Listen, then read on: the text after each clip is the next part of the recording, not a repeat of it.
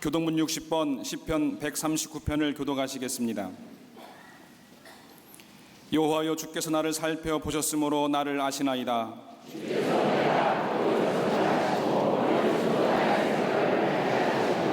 나의 모든 길과 내가 눕는 것을 살펴보셨으므로 나의 모든 행위를 익히 아시오니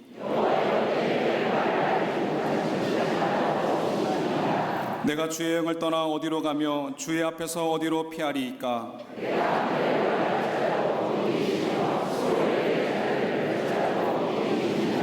내가 새벽 날개를 치며 바다 끝에 가서 거주할지라도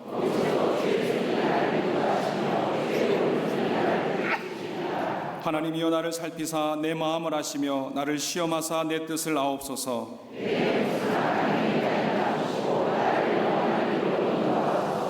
아멘.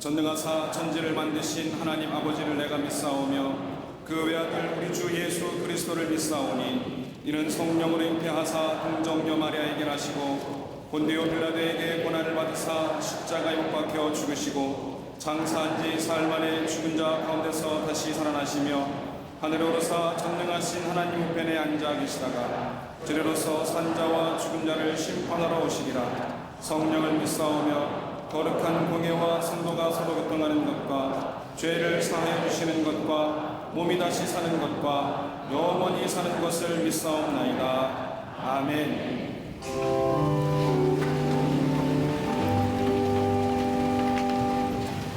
우리 가운데 인자하심을 나타내시는 아버지 하나님, 우리에게 하늘의 평안을 주시려 주의 존으로 부르시니 감사합니다.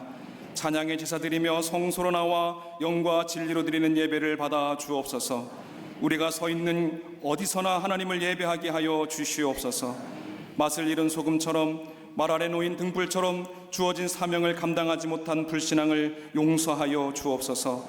한 주간 죄로 인해 막혔던 담들이 허물어져 하나님을 향한 마음이 온전함으로 회복되게 해 주옵소서. 긍휼을 베푸시는 하나님, 이 민족 역사의 구비마다 민족의 위기마다 허락하셨던 능력과 구원의 축복을 다시 한번 허락해 주옵소서. 69년 전 이 땅에서 일어났던 참담했던 비극이 다시는 일어나지 않도록 샬롬의 평화를 내려 주시옵소서.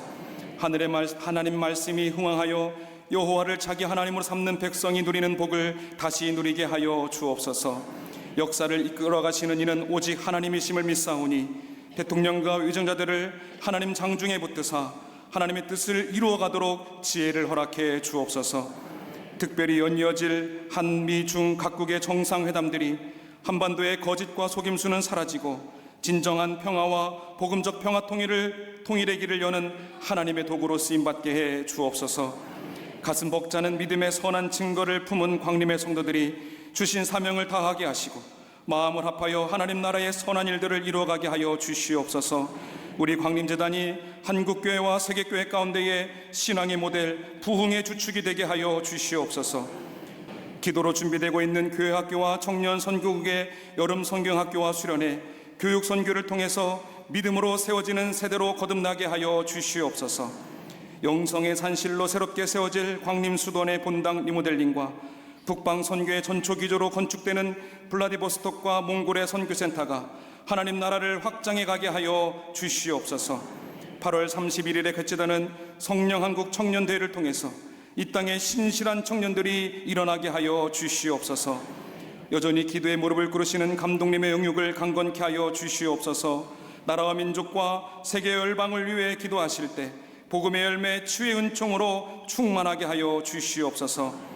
마르지 않는 생명의 샘물을 먹이시는 담임 목사님, 목자의 수고를 아끼지 않으시고 새 생명의 역사를 주도해 가실 때 성령의 강권적인 능력을 부릴 듯 일어나게 하여 주시옵소서. 호렙산 41일 여정 속에서도 강건하심과 성령의 능력을 더욱 충만하게 하여 주시옵소서. 오늘도 주의 말씀을 증거하실 때 선포하시는 말씀 그대로 능력이 되어 삶을 변화시키는 원동력 되게 하여 주시옵소서. 광림 남교회와 서교회, 북교회, 광림의 모든 해외 선교지, 그리고 방송으로 예배하는 모든 성도들에게 하늘아버지를 만나는 은총을 허락하여 주시옵소서. 주차와 주안봉사, 안내와 헌금위원, 재단 꽃꽂이 등으로 섬기는 손길들을 축복하여 주시옵소서. 아름다운 목소리로 정성을 다해 찬양하는 갈릴리 성가대와 오케스트라의 찬양을 통하여 하나님 영광 받으시고 우리의 마음이 하나님을 향해 활짝 열리게 하여 주시옵소서. 이 모든 말씀 우리 주 예수 그리스도 이름으로 기도하옵나이다. 아멘. 하늘에 계신 아버지, 이름 거룩하사 주님 나라 임하시고 뜻이 이루어지이다.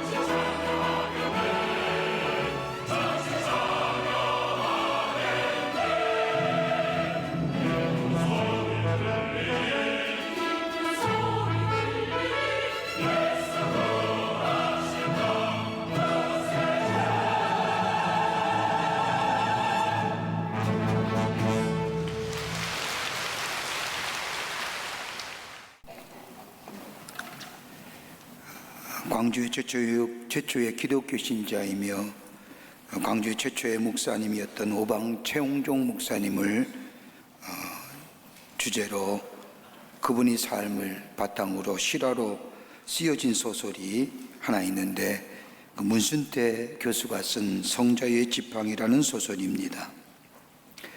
이 책에 나오는 소설의 내용은 대체로 이렇습니다. 1904년 12월 매서운 겨울바람이 불던 어느 날, 목포에서 광주로 오는 길목에 두 사람이 한 사람을 기다리고 있었습니다. 두 사람 가운데 한 사람은 김윤수 집사님이란 분이고, 다른 한 사람은 청년 최홍종이라는 사람이었습니다. 이분들은 목포에서 의료 선교 사역을 하던 포사이트 선교사님을 기다리고 있었습니다. 왜냐하면 광주에 있는 동료 선교사인 오웬 선교사님이 생명이 위독하다는 이야기를 듣고 이 친구 선교사를 귀하기 위해서 목포에서 포사이트 선교사님이 광주로 오는 길이었습니다. 날이 몹시 추웠습니다. 눈이 내리고 바람이 심하게 불었습니다. 선교사님을 만나 나귀 위에 선교사님을 태우고 광주로 오는 길에 폐허가 되어 마치 흉가처럼 되어버린 집을 지나가게 되었는데, 그 집에서 살려달라는, 저 좀 살려주세요, 저 좀 살려주세요라고 하는 소리가 들리는 겁니다. 놀라서 집적을 바라보니 거기에는 손과 얼굴을 가리고 있는 한센병 환자, 나병 환자가 살려달라고 하는 겁니다. 당시에 한센병 환자는 흠이 볼 수 있었을 뿐만 아니라 친구 선교사인 오웬 선교사가 위독하기에 바쁜 걸음으로 가야 함에도 불구하고 이 포사이트 선교사님은 걸음을 멈추었습니다. 그리고 그 여인에게 달려갑니다.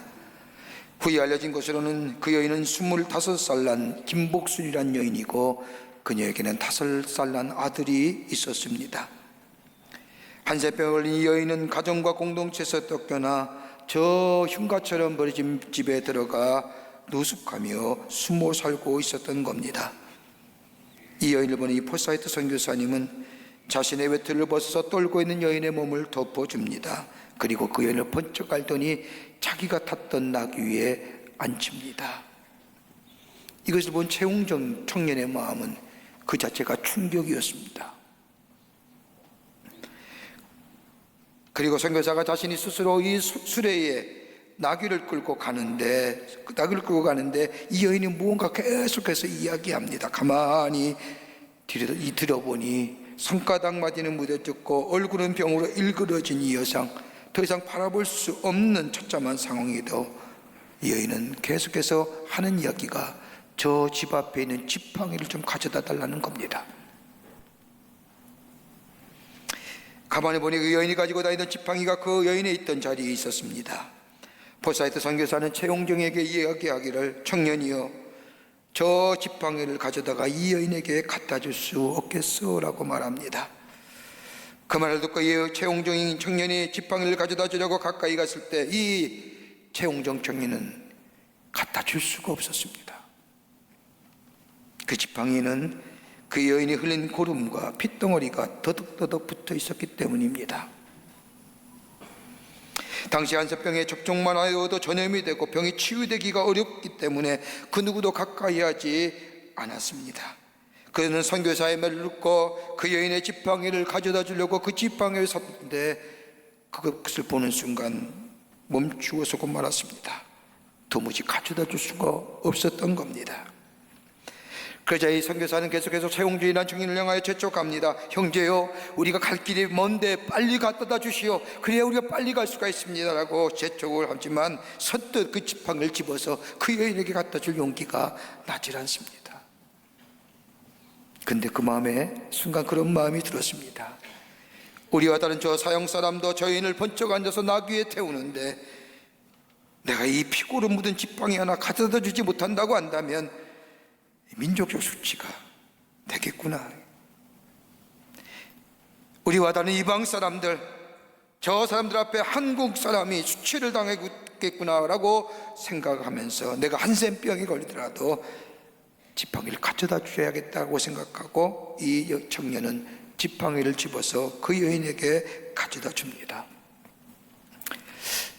가는 길이 내내 불안합니다. 한센병에 걸렸을까? 걸렸으면 어떻게 됐을까? 그 후에 내 삶은 어떻게 될 것일까? 이렇게 생각하고 지나다가 어느덧 잊어버리고 말았는데 얼마가 지난 시간 후에 이 여인이 세상을 떠났습니다. 무심코 이 여인이 난 지팡이를 가지고 있던 이 청년 최원정은 어느 날 그 지팡이를 보는 순간 그때의 일을 생각합니다. 그리고 그 지팡이를 가슴에 안고 자신의 삶을 하나님께로 드리기로 결심합니다. 피고로 묻은 그 지팡이가 자기를 부르시는 예수님의 음성이라는 것을 깨달았습니다.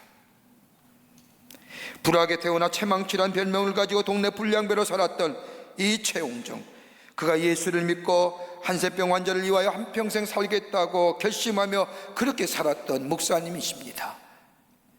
이분을 통하여 소력되어 한센병 환자를 위한 시설이 세워지게 되었고, 그리고 이분과 함께 이분이 최초로 한센병 환자들을 치료하는 집단시설을 만드는 분이 되었습니다. 무엇이 이토록 이분의 삶을 변화시켰을까요? 자신에 대한 분노와 자신의 삶에 대한 불행을 이길 수 없어서 세상을 원망하고 살았던 이 사람, 그런데 이 사람이 버려진 사람들을 위하여 일평생 자기의 삶을 드릴 수 있었던 삶의 변화는 어디서부터 시작이 되었을까요? 여러분, 사람은 누구나 다 변화되기를 원합니다.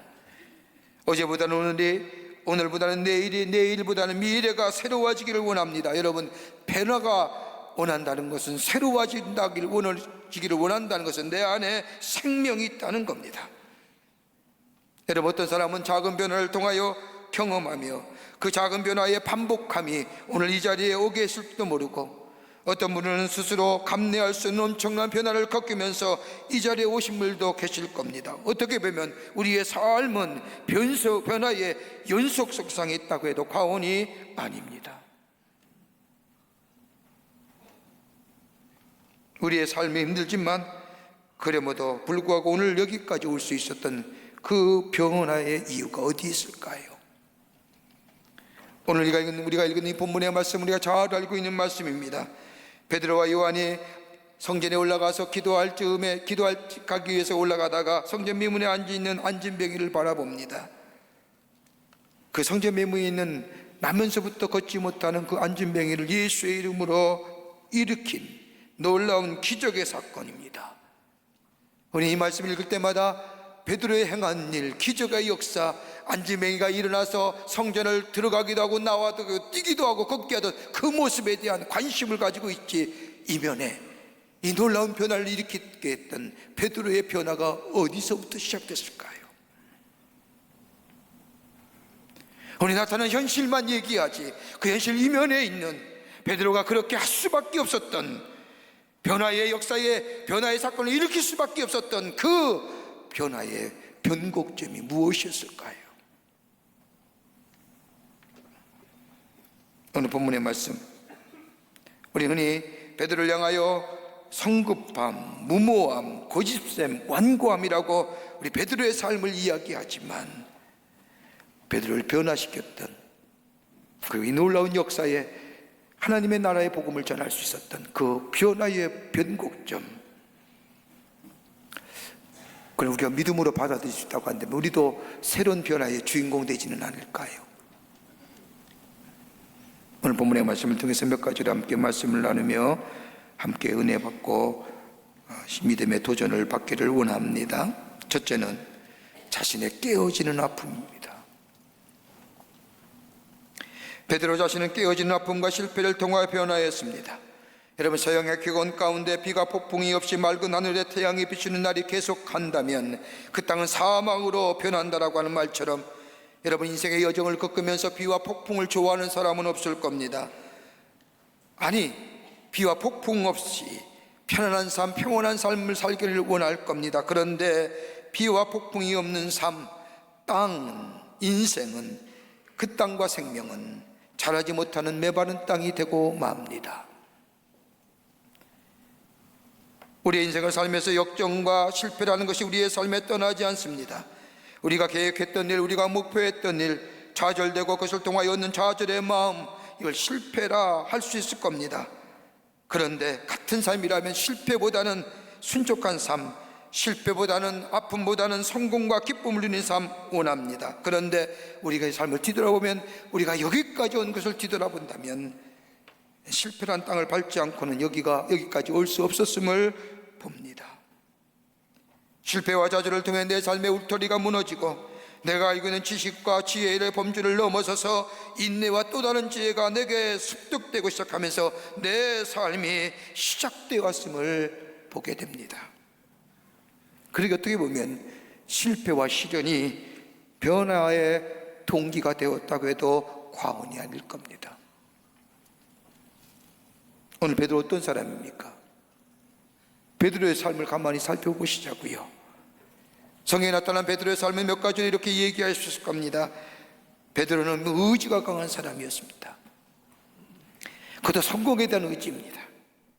예수님을 따랐던 초기의 모습을 보면 예수님을 통하여 자신의 성공, 자신이 이루고자 하는 것들을 원했던 것을 보게 됩니다. 마태복음 19장 27절의 말씀을 보면 베드로가 대답하여 이르되 보소서, 우리가 모든 것을 버리고 주를 따라 싸운데 그런즉 우리가 무엇을 얻으리이까? 예수님, 내가 다 버리고 떠났는데 예수님을 통하여 우리가 얻는 것이 무엇이 되겠습니까? 예수님을 통하여 뭔가 이뤄보고자 하는 성공에 대한 의지가 강한 사람이 베드로였습니다. 더 나아가 베드로는 신념의 사람이었습니다. 여러분, 신념이라는 게 무엇입니까? 내가 인생을 어떻게 살아야 된다는 인생의 기준을 말할 수도 있고 자기의 삶의 철학이라도 얘기할 수 있을 겁니다. 사람은 적어도 이렇게 살아야 돼, 이렇게 살아야만이 사는 것이야 라고 나름대로의 삶의 철학을 말할 수 있는 것이 신념이라 얘기할 수 있을 겁니다. 베드로는 신념의 사람이었습니다. 여러분, 우리가 가지고 있는 신념이 어느 때 굴절되고 굽혀집니까? 우리의 생계의 문제와 더불어 우리의 가족의 문제가 연결되어지면 우리는 적절히 타협하면서 우리의 신념이 타협된 신념으로 바뀌지는 않습니까? 베드로는 그런 사람 아니었습니다. 베드로가 예수님을 따라 나서는 모습을 보면 자기가 가지고 있는 신념에 따라서 나는 이렇게 살아야 돼, 이것이 내가 사는 길이야 라고 그 신념 때문에 가족과 자신의 생계를 던져버리고 예수님을 떠납니다. 예수님을 따라 나섭니다. 여러분, 굉장한 사람입니다. 여러분, 마태복음 26장 33절의 말씀을 보면 예수님이 십자가의 사건을 앞에 두고 제자들에게 다 너희는 나를 떠날 것이라고 이야기하자 모두가, 이 베드로가 그 말씀 듣자 예수님 무슨 말씀입니까? 모두가 주를 떠날지라도 나만은 주님을 버리지 않습니다라고 말합니다. 이렇게 공개적으로 말했을 때도 베드로를 비난한 사람이 아무도 없었습니다. 웬만하면 비난하죠. 잘난 체 안 해, 지가 뭔데. 근데 누구도 얘기 안 합니다. 왜요? 베드로가 그렇게 살아왔던 사람임을 알기 때문입니다. 아, 쟤는 한다면 해. 신념의 사람이기 때문입니다. 어떻게 보면 좋은 리더십을 가진 사람이라 할 것입니다. 또 하나, 베드로의 삶에, 베드로는 경험의 사람이었습니다. 경험을 말할 때에 연륜과 함께, 여러분, 경험과 연륜이 우리의 삶에, 우리의 인생을 살아갈 때 얼마나 귀한 지혜를 제공해 줍니까? 경험만큼 좋은 선생이 없다고 말합니다. 그렇지 않습니까? 해봤어, 이 말에 아무 말도 못하지 않습니까? 해보지 않으면 말하지 마라고. 경험 앞에 우리의 이성이나 우리의 가졌던 생각이 한순간에 사라집니다. 더 나아가 경험이 많은 사람은 자신의 삶의 한계와 자신의 삶의 부족한 점을 분명히 합니다. 내 경험으로 볼 때 이것은 안 돼, 한계를 압니다. 자신의 경험으로 이야기하는 사람에게 경험하지 못한 사람은 말 못합니다. 이처럼 베드로는 자신의 경험을 철저하게 신뢰했던 사람입니다. 마태복음 14장 22절의 말씀을 보면 예수님께서 저 무리로 걸어오실 때에 제자들은 다 유령이라고 얘기하는데 예수님이란 사실을 아니 베드로가 예수님을 향하여 말합니다. 예수님, 나도 걷게 해 주십시오라고 하는. 그때 예수님이 무리를 걸어오라고 얘기할 때 베드로는 그 무리를 걷는 예수님과 동일한 경험을 했던 사람이 베드로입니다. 그 누구도 경험하지 못했습니다. 이처럼 베드로는 자신의 예수님의 능력을 경험해 본 사람이었습니다. 경험같이.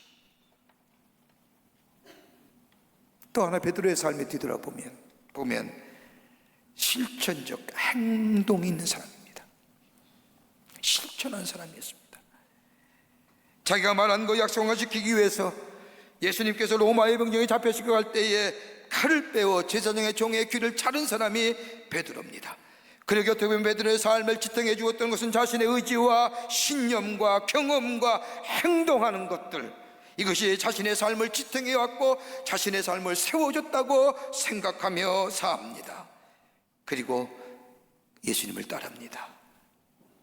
그런데 작은 일 하나가 그의 모든 것을 무너뜨렸습니다.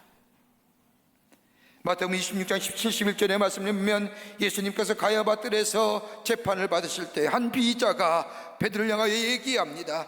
예, 당신도 저 나사렛 예수와 함께 있었던 자가 아니라 라고 이야기할 때에 이 베드로가 뭐라고 얘기합니까? 무슨 얘기야? 나는 저 사람 알지도 못해. 나는 알지도 못한단 말이야. 3번씩이나 부인합니다. 한 비자의 이야기에.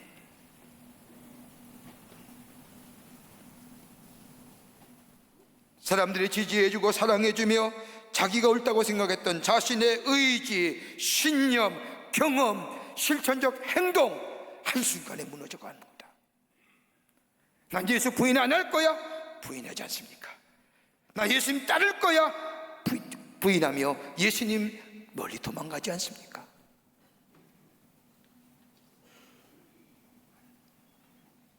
이 순간에 그는 아무것도 남아있지 않았습니다.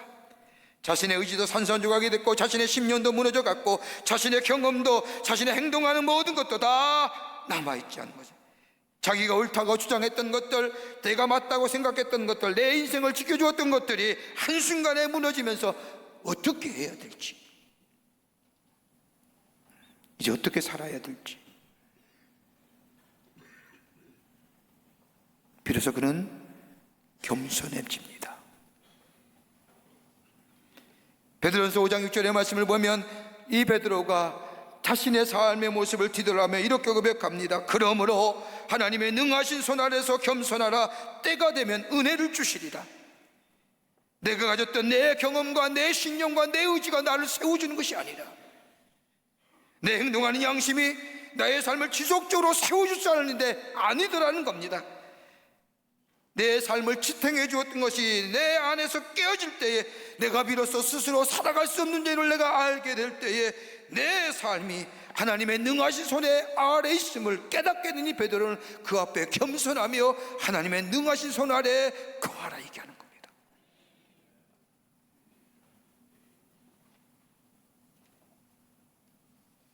겸손할 때 보여지는 하나님의 능하신 손, 내 삶이 내 신념에 달려있는 것이 아니라 내 소유와 지식에 달려있는 것이 아니라 하나님의 능하신 손 아래에 있다는 것을 알게 되며 하나님의 능하신 손을 의지하는 사람으로 변화된 것. 여러분, 자아가 깨져본 사람만이 자기의 것을 내려놓을 수가 있습니다.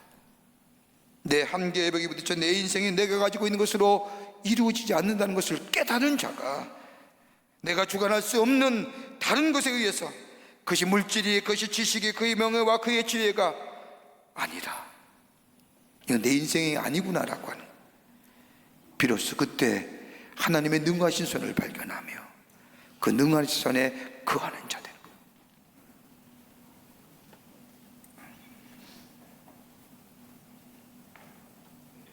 우리 주변의 서민 사람들을 가만히 보면 깨어짐의 아픔을 경험한 사람들이 많이 계십니다.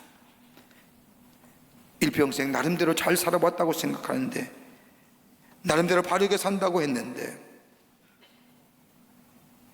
여러분, 우리 인생의 삶의 여정에 실패와 좌절의 삶의 여정이 있다고 할지라도 다시 한번 나의 깨어짐의 아픔이 파괴가 아니라 그것을 통하여 창조의 새로운 변화의 출발점이 된다는 것을 믿을 때는 다시 한번 하나님의 능하신 손을 붙잡고 그 아래 서는 자 될 때에 우리 안에 새로운 존재로 변화의 역사를 경험하는 복된 인생으로 살게 될 줄 믿습니다.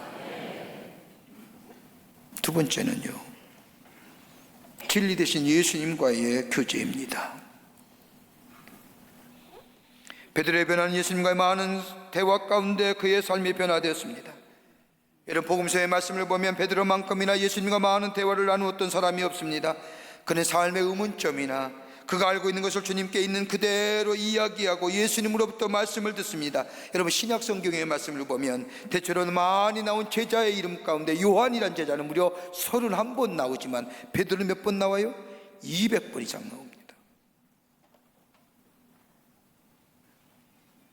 베드로는 의문이 많았던 사람이고 관심도 많았던 사람입니다. 열정도 많았던 사람입니다. 그러기에 자신이 가지고 있는 관심이나 자신이 가지고 있던 열정 혼자만 간직한 것이 아니라 예수님 앞에 나와서 여쭙고 묻습니다. 경험합니다. 때로는 예수님 앞에 야단도 맞습니다. 그러나 끊임없이 예수님 앞에 자신의 관심을 가지고 나옵니다. 여러분, 복음서에 기록된 초요한 같은 예수님의 말씀 가만히 보십시오. 다 베드로에 의해서 나온 말씀이 대부분입니다.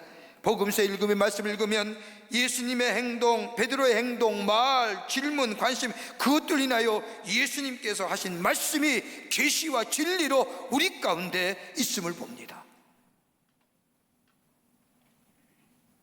예수님을 통해서 말씀도 많이 들었습니다. 예수님을 통해서 경험도 많이 했습니다. 예수님을 통해서 예수님 행하신 놀라운 일도 많이 봤습니다. 그러기에 어떤 신약 성경학자들은 얘기하기를 복음서의 첫 번째 말씀은 마태와 아니라 마가복음입니다. 그러면서 이 이야기를 마가복음의 저자는 마가가 아니라 베드로였을 것이다. 베드로가 이야기하는 것들, 예수님과의 대화했던 이야기를 마가가 듣고 적었을 뿐이다라고 이야기합니다. 그러기에 마가복음은 다른 공간서 복음보다 마태와 누가복음의 표본이 되었고 베드로를 통하여 예수님 말씀이 복음으로 우리에게 들려진 것이다. 여러분, 일반 시간 법칙이라는 것이 있죠. 여러분 잘 알 겁니다. 어떤 분야의 전문가가 되고 큰 일을 이룰 수 있는 것은 다름이 아니라 그 시간에 거기에 적어도 1만 시간 이상이 투자되어야 된다는 겁니다. 3시간씩 하루에 드린다면 10년의 세월이 걸쳐진 시간입니다. 그래야 비로소 전문가 된다는 거예요. 악기 우리 다른 오케스트라 여러분들 적어도 하루에 3번 이상 3시간 이상 연습했을 거 아닙니까? 10년이 넘었게 다 이렇게 전문가 되셨잖아요. 하루에 3시간 이상씩 10년의 시간이 지날 때 비로소 그 분야의 전문가 된다는 겁니다. 한 신문사의 기자로 오랫동안 일했던 분이 어떤 분야에든 성공한 사람들을 모아서 조사해봤더니 3가지의 공통점이 있다는 겁니다. 그 하나가 뭐냐? 주변의 지원, 두 번째는 타고난 운, 세 번째는 투입된 시간이랍니다. 근데 여러분, 이 3가지 요인 가운데 지원과 운은 스스로 별다른 노력을 들이지 않아도 성공에 이를 수 있게 하지만 문제는 내가 통제할 것이 아닙니다. 여러분, 내가 원한다고 누가 지원해 줍니까? 내가 원한다고 운이 따릅니까? 이건 별다른 노력이 안 들어도 성공에 이를 수 있게 해주지만 문제는 내가 통제할 수 있는 게 아닙니다. 반면에 시간은 내가 통제할 수 있는 겁니다. 내가 노력할 수 있고 내가 투자할 수 있습니다.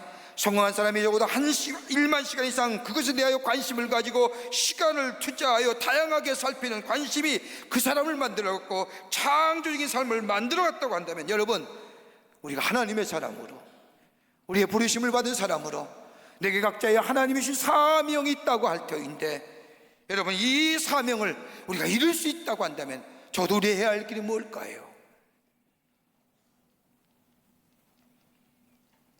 우리의 삶이 진정한 변화의 삶으로 나아가기를 원한다고 한다면, 여러분, 세상의 친구들과 나눈 이야기와 교제 시간이 우리의 삶을 변화시킬 수 있었던가요? 아무리 나은 삶을 살고 그렇지 못한 삶을 산다고 해도 여러분, 사는 것은 나와 마찬가지 아닙니까? 그러기에 전도서 기자 고백한 것처럼 해 아래 새 것이 없다는 것처럼 우리 사는 것은 다 똑같은데 우리 만나서 같이 얘기하고 같이 나눈다고 해서 그것이 우리의 삶에 새로운 변화를 가져다는 변곡점이 됐냐 말입니다. 땅에 속한 욕심과 욕망을 추구하면서 내가 원하고 바라는 것을 기뻐하며 즐거워하는 것들을 하면서 우리의 삶에 하나님이 기뻐하시는 삶, 하나님의 뜻이 이 땅에 이루어질 뿐만 아니라 하나님의 이름이 거룩히 여김을 받을 뿐만 아니라 하나님 나라가 이 땅에 선포되어진 일들이 우리 안에 가능하게 되는 역사가 있게 되는가요? 세상의 전문가들도 1만 시간 이상 투자해야 그 지식과 지혜가 그 사람에게 들어가고 그 사람을 변화시킬 수 있다고 한다면, 오늘 우리의 삶이 하나님이 원하시고 바라시는 하나님이 뜻하신 바의 삶으로 살아갈 수 있는 길은 다른 것이 아니라, 창조적 변화를 이루는 삶은 다른 것이 아니라 주님의 말씀과 더불어 주님과 교제하는 시간이 우리 안에 더 있어야 되지는 않겠나요? 주의 말씀을 듣는 것, 주의 행하신 것을 보는 것, 주님의 말씀을 듣고 보고 기뻐하는 그것을 위하여 나의 삶을 투자하고 마음과 정성을 다하여 우리의 마음을 주 앞에 기울일 때에 우리 안에 새로운 창조적 변화가 일어나는, 그러기에 베드로가 말합니다. 베드로전서 1장 18절 말씀을 보면, 너희가 알거니와 너희 조상이 물려준 헛된 생실에서 대속함을 받은 것은 음이나 금 같은 것이야 금같이 없어질 것이로 된 것이 아니요 오직 흠없고 점없는 어린 양 같은 그리스도의 보배는 피로 변된 것이니라고 말합니다. 전통과 율법을 중히 여겼던 베드로, 전통과 율법의 두터운 벽을 넘어서서 우리의 구원은 저 전통이 아니라 저 율법이 아니라 어린 양 예수 그리스도의 피로 이루어졌던 이 놀라운 진리를 발견할 수 있는 것은 다름이 아니라 그가 예수님과 다녔을 때 예수님과 교제하고 들었던 그 진리의 말씀이 그의 마음 가운데 있었기 때문입니다. 그러게 베드로전서 1장 23절의 말씀을 보면, 너희가 거듭난 것은 썩어질 씨로 된 것이 아니요 썩지 아니할 씨로 된 것이니 살아있고 항상 있는 하나님의 말씀으로 되었느니라. 말씀, 여러분 사도행전 2장의 말씀을 보세요. 우리 베드로를 생각할 때 흔히 무식한 사람, 조급한 사람, 행동만 안 쓰는 사람, 우리 그렇게 생각합니다. 사도행전 2장의 말씀을 보면 베드로가 오순절에 성령의 충만함을 받고 설교하는 그 베드로의 모습을 보면 그 설교 안에 하나님의 말씀에 정통하며 그리고 구원의 비밀이 정확하게 해석하는 것을 봅니다. 어디서 나왔을까요? 예수님과의 교제함입니다. 예수님으로부터 들었던 말씀입니다.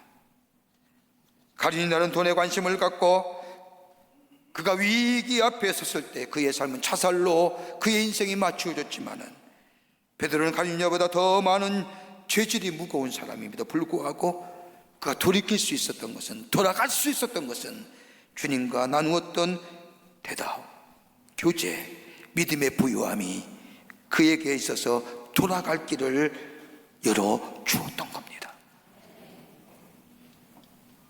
말씀은 능력이 있습니다. 말씀은 생명을 살립니다.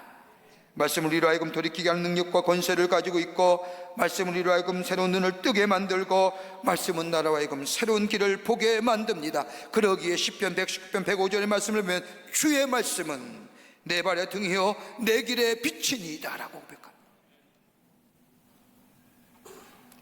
창조적 변화의 주인공 되시기를 원합니까? 오늘보다 내일이 좀 더 나은 인생으로 하나님의 역사를 이루어가는 삶 되기를 원하신다면, 여러분 우리가 시간을 조금 더 주님 앞에, 말씀 앞에 좀 더 투자하는, 주님과의 교제함이 우리 가운데 지금보다 더 있게 될 때에 그 말씀이 나에게 능력이 되고 지혜가 되고 나의 삶의 진리가 되어 나를 새롭게 할 뿐만 아니라 나를 새로운 역사의 주인공으로 삼으시며 하나님의 거룩한 역사, 많은 자들에게 하나님의 살아계심을 증거하는 복된 인생의 삶으로 살아가게 해 주실 줄을 믿습니다. 끝으로 예수님의 사랑이었습니다. 베드로의 변화는 예수 그리스도의 사랑이었습니다. 예수님 말씀처럼 닭이 울기 전에 예수님을 3번 부인할 것이라고 말씀하신 주님의 말씀대로 베드로는 예수님을 부인합니다. 거기에 자신의 약함과 자신이 철저하게 깨어집니다. 부활하신 주님, 베드로는 만나지 못해서 자신의 고향으로 낙행하여 본래의 직업인 어부로 돌아가 고기를 잡은 이 베드로에게 부활하신 주님이 찾아와 주셔서 그를 만나 주시고 그를 회복시켜 주신 것, 이것뿐만 아니라 예수님은 이미 베드로를 사랑하셨지만 자기 기준과 자기 생각에 빠져 있었기에 베드로는 예수님께서 자신을 얼마나 사랑하지 몰랐던 이 베드로에게 주님은 3번씩이나 물으십니다. 나는 대단한 인간이야, 나는 괜찮은 사람이야, 스스로 망각하고 색으로 생각하며 살았던 이 베드로, 한 비녀의 말에 의하여 한순간에 무너졌을 때 자신은 아무것도 아니라는 사실을 깨닫습니다. 예수님이 말씀하실 때에 나는 죄인을 구하러 왔느니라, 죄인을 위하여 이 땅에 왔느니라 말씀하실 때 죄인은 내가 아니라 저 당시에 바리새인이여 서기관이여 장기여 세리여 저들을 위해서 왔지 나를 위해서 오셨다고 생각하지 않았던 이 베드로입니다. 그러나 부활하신 주님이 자신의 삶이 다 무너졌을 때 찾아와 주셔서 예수님의 사랑에 대하여 희미한 기억만 남았던 자신의 모습에 찾아와 주셔서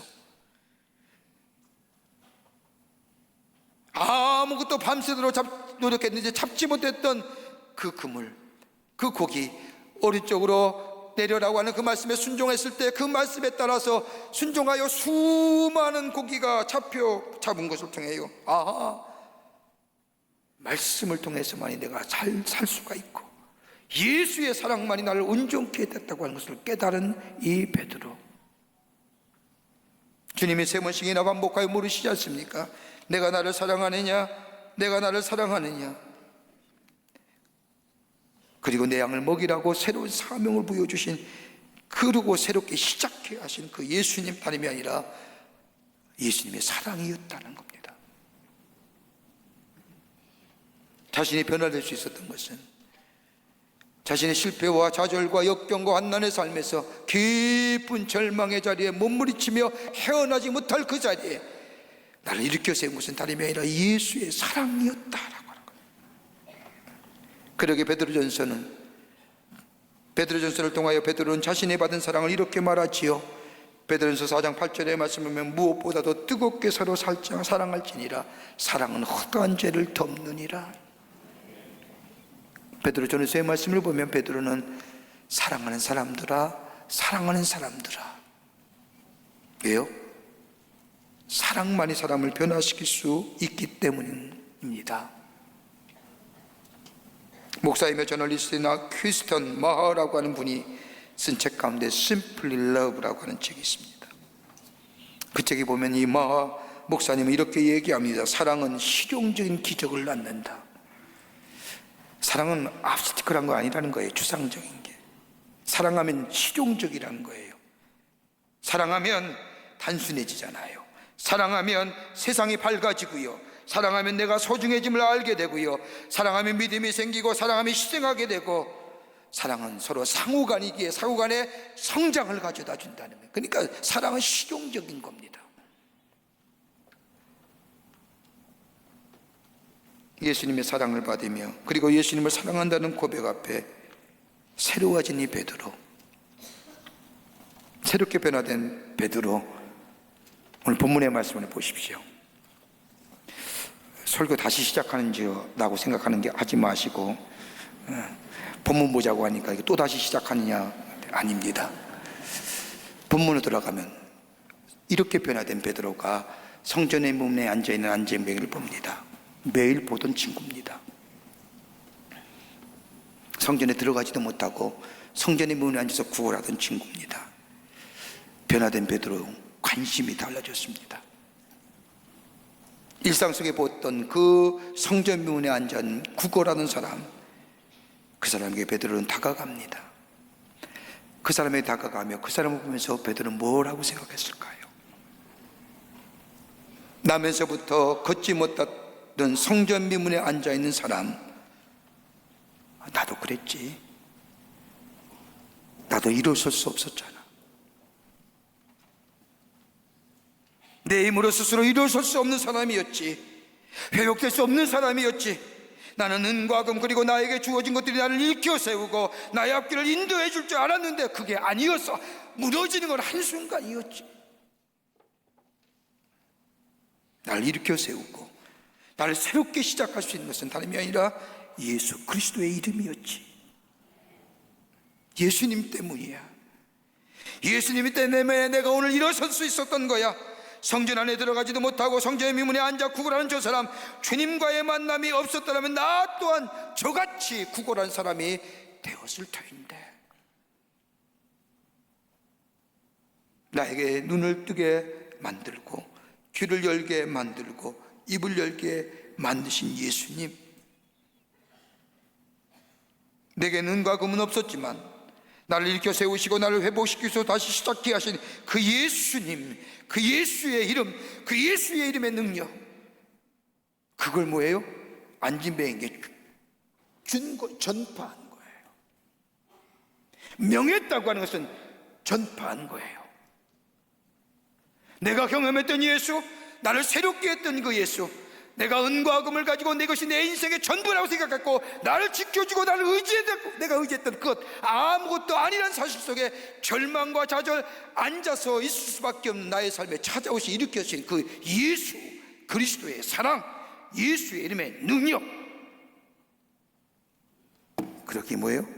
내가 예수의 이름으로 명하노니 내가 예수의 이름을 너에게 준다라고 하는 거예요. 그러기 3장에 와서는 뭐라고 얘기해요? 이 사건을 가지고 사람들이 주목하자. 왜 너희들이 나를 주목하느냐? 나 주목하지 말아라. 그 얘기하는 거예요. 자신이 경험했던 그 예수 그리스도의 고백, 저들에게 낳을 때부터, 저 나면서부터 걸을 수 없던 사람에게 전파되어 줄 때에 그 일어서게 된 겁니다. 예수의 이름은 생명입니다. 예수의 이름은 소망이고요, 예수의 이름은 죽은 자도 살리고 주저앉은 사람도 일으키게 하십니다. 왜요? 자신을 일으켰기 때문입니다. 여러분, 우리가 매일매일 새롭게 변화되기를 원하시지 않습니까? 여러분, 내가 가진 지식이나 재물이나 명예와 지위가 나를 새롭게 하는 것이 아니라 예수님 만나게 될 때에, 예수의 사랑을 깨닫게 될 때에, 예수님과의 교제 속에 들려오는 주의 말씀이 내게 다가올 때에, 부딪힐 때에 내 생각이, 내 가치관이 달라집니다. 새로워지는 데입니다. 이것이 창조적 변화의 변곡점입니다. 오늘도 우리에게 난 너를 사랑한다, 내가 길이요 진리요 생명이라 말씀하신 주님, 그 주님과 좀 더 시간을 투자하여 교제하고 주의 말씀을 듣고 주의 사랑을 느끼며 그 내 변화된 모습을 다른 사람에게 전파하고 증거하고 증인된 삶 살 때 우리 안에 새로운 창조적 변화는 나만 변하는 게 아니라 다른 사람까지도 변화시킬 수 있는 그 놀라운 은혜가 우리 가운데 있게 될 줄 믿습니다.